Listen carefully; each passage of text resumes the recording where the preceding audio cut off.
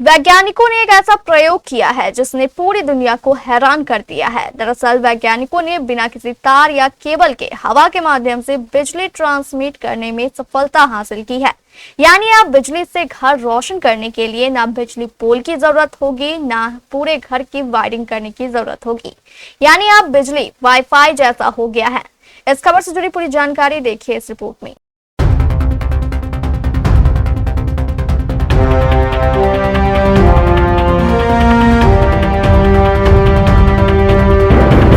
Finland के वैज्ञानिकों ने बिना तारों के हवा में बिजली दौड़ाने का तरीका खोज निकाला है।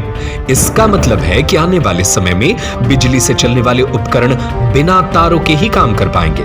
बिना किसी तार या केबल के बिजली भेजने के इस प्रयोग में आवाज की तरंगों, लेजर किरणों और रेडियो फ्रीक्वेंसी का इस्तेमाल किया गया।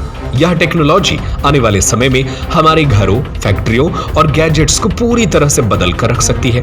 तो चलिए आपको बताते हैं कि आखिर ये कमाल कैसे हुआ।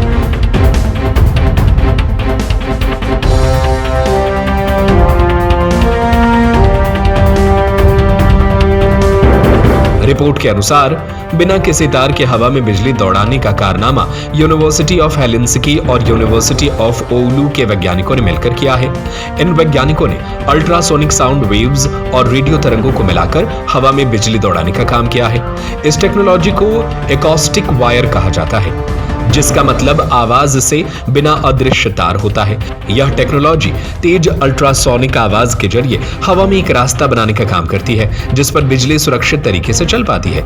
यही वजह है कि इस तकनीक के जरिए बिजली को डिवाइस तक बिना किसी तार के पहुंचाया जा सकता है।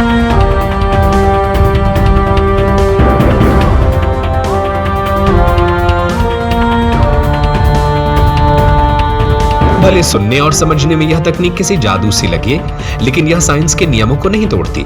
इसके उलट यह तकनीक पूरी तरह से वैज्ञानिकों के सिद्धांतों का ही पालन करती है।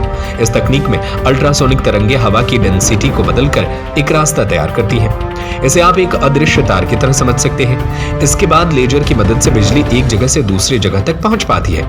इस प्रयोग से जो चीज हासिल हुई है वो यह है कि इसमें ऊर्जा को सटीक तरीके से कंट्रोल किया जा सकता है।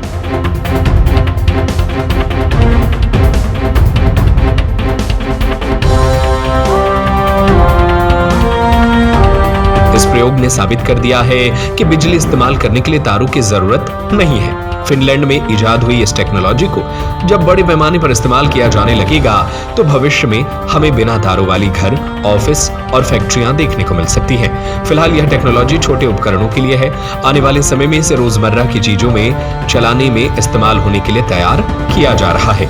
इस खबर पर आपकी क्या राय है? हमें अपनी राय नीचे कमेंट बॉक्स में जरूर बताएं।